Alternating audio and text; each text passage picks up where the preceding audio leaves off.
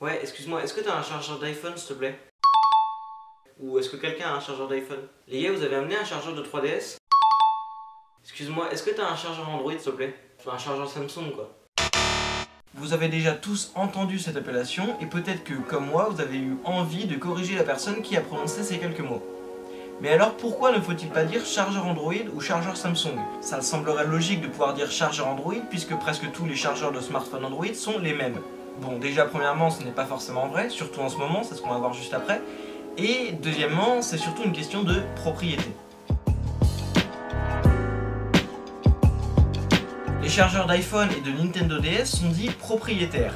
Ils ont été conçus par la marque en question. Dans le cas d'Apple, les iPhones sont équipés de ports Lightning. Ce connecteur Lightning a la particularité de se brancher dans les deux sens et est sorti 2 ans avant son homologue USB, l'USB-C. Chez Nintendo, tous leurs connecteurs sont propriétaires, du moins tous avant la Switch, puisque la Switch est équipée d'un USB-C. Et les smartphones Android, eux, utilisent des ports qu'on appelle des ports non propriétaires et qui appartiennent à la norme USB. La norme USB a été inventée dans la fin des années 90 dans l'objectif d'uniformiser les connecteurs.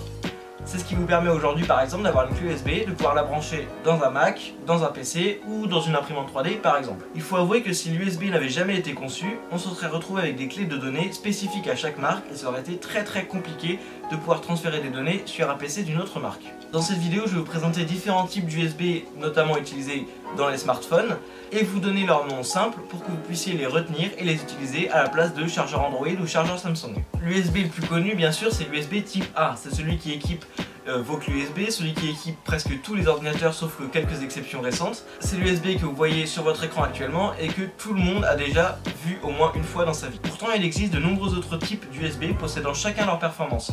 Bien sûr, je ne vais pas tous les présenter dans cette vidéo, mais je vais présenter ceux qui concernent les smartphones.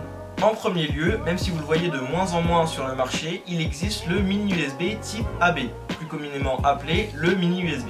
Ce port est apparu en 2007 et il est donc logique qu'il est de moins en moins présent sur le marché, jugé trop lent et trop gros. Néanmoins, certaines marques l'utilisent encore aujourd'hui, comme par exemple Texas Instruments avec leur dernier modèle de calculatrice sorti à jour, la Texas Instruments 83 Plus Premium, un truc du genre. En second lieu, le connecteur USB le plus connu dans les smartphones Android et celui que vous utilisez probablement si vous avez un smartphone Android non récent, c'est le micro USB type B, plus simplement appelé le micro USB. C'est un connecteur qui est encore très présent dans le marché des Android et notamment dans le bas de gamme et le milieu de gamme. Malgré ça, il tend vers sa disparition, étant un connecteur qui se branche encore dans un seul sens et n'étant pas des plus rapides, que ce soit au niveau de la charge ou du transfert de données. Enfin, le connecteur le plus en vogue en ce moment sur le marché des smartphones Android haut de gamme et qui s'impose de plus en plus sur le marché des smartphones Android milieu de gamme, c'est USB-C. Ce connecteur, ressemblant au port Lightning d'Apple bien qu'un peu plus épais, est pratique, polyvalent et rapide.